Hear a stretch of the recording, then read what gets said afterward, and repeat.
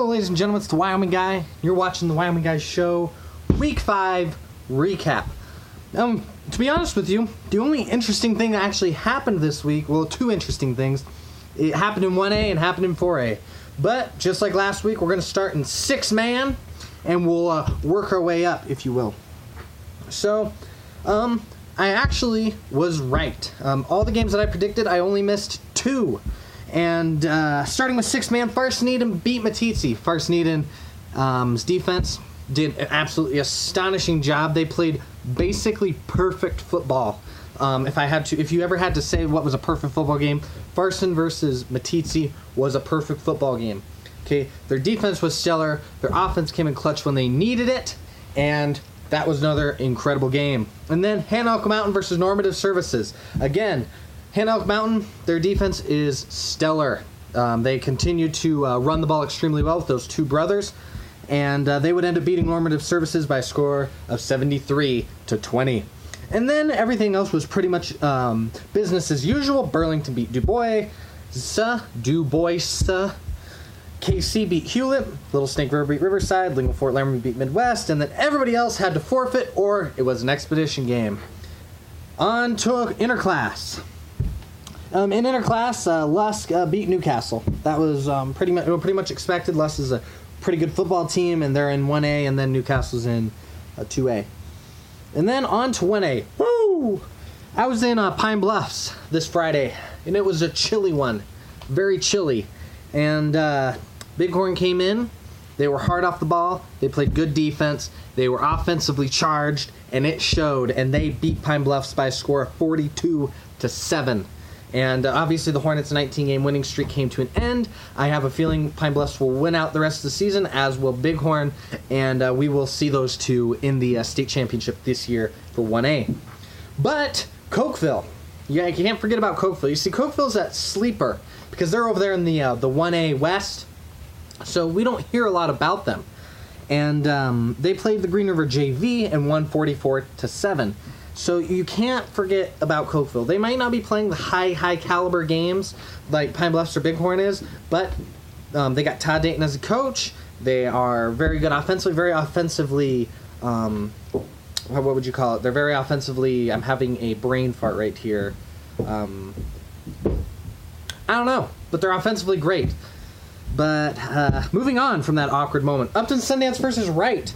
Oof, I apologize if I all of a sudden grab my neck. I've had a muscle spasm all weekend, and so I'm taking muscle relaxers right now, but it's been killing me.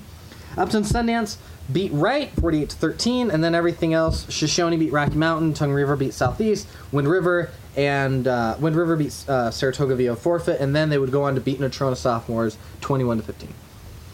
2A. Holy cow, Buffalo. Holy cow. Buffalo beat Moorcroft 51-13. Buffalo is continuing to prove why they are the number one team in Class 2A. They have won all the games that they were supposed to win in very, very commanding fashion, and they did that this week at the cost of Moorcroft by a score of 51-13. And then Mountain View beat Pinedale 21-14. Is this going to be a precursor for later in the season when Mountain View is in the state tournament? This 21-14, they scored with 51 seconds left to win the game. And they beat number 5 Pinedale. So is this going to be a precursor? Is this going to be something that could come back to haunt them? Guess we'll find out. And then, holy crap, Glenrock. Glenrock went out.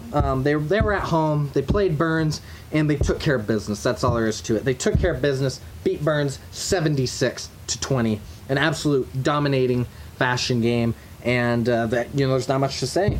They came out and got the job done. Wheatland beat Thermopolis, Grable beat Kemmer, Big Piney beat Lovell, and then Lyman beat the Star Valley JV.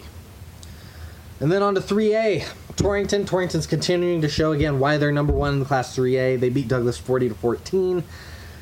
Jackson came out, and Jackson's doing an incredible job. What an incredible turnaround that they're having. They went on such a long losing streak now to beating teams, and they're now they're on a winning streak, if I'm not mistaken. Or no, they lost, but they're on a winning streak. No, they didn't lose. Take that back. They're on a winning streak right now. They beat Green River 33-23. Stellar job. Cody did a great job against Evanston, like I said they would in my last video. And they beat Evanston 46-26. And then Star Valley beat Powell, Warland beat Rollins, and Lander beat Rivers. And then up to Class 4A. Class 4A is about as open as a buffet at a retirement home, okay? Everything's going on. And this week was no different. The craziest game of the week, in my opinion, is Natrona.